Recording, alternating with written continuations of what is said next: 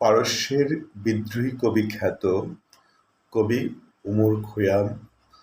উমর খৈয়ামের রুবাইয়াত এর সার্থক অনুবাদক কবি কাজী নজরুল ইসলাম।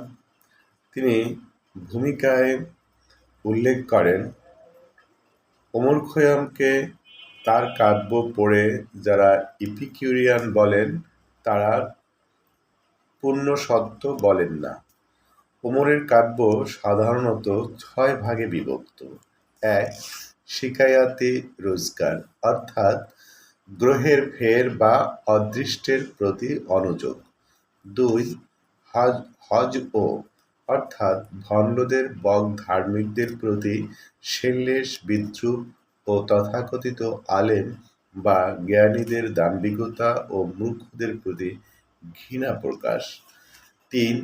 ফিরাফিয়া ও সালিয়া, বা প্রিয়ার বিরহে ও মিলনে লিখিত কবিতা। ৪. বাহারিয়া, বসন্ত, ফুল, বাগান, ফল, পাখি ইত্যাদির প্রশংসায় লিখিত কবিতা। ৫. কুফরিয়া, ধর্মশাস্ত্র বিরুদ্ধ কবিতাসমূহ। এগুলো উমরের শ্রেষ্ঠ কবিতারূপে কবি সমাজে সমাদৃত। স্বর্গ নরকের অলীক কল্পনা, বাহ্যিক উপাসনা, অসারতা, পাপ পুণ্যের মিথ্যা ভয় ও লাভ ইত্যাদি নিয়ে লিখিত কবিতাগুলো এর অন্তর্গত। ৬. মুনাজাত বা খোদার কাছে প্রার্থনা। এ প্রার্থনা অবশ্য সাধারণের মতো প্রার্থনা নয়, সুফির প্রার্থনার মতো এ হাস্য জড়িত। ওমরকে কতকটা বলা যায় শুধু তার কুফরিয়া শ্রেণীর কবিতার জন্য ইপিকিউরিয়ান বলাটা কতকটা সঠিক হয়। এছাড়া ওমর যা তা ওমর ছাড়া আর কারোর সঙ্গেই তুলনা হয় না।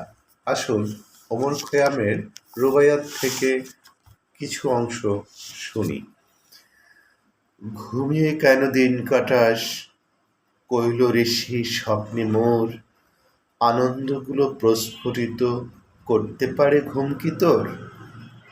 ঘুম মৃত্যুর যমজ ভ্রাতা, তার সাথে ভাব করিস নে, ঘুম দিতে টের পাবি সময়, কবরে তোর জনম ভোর।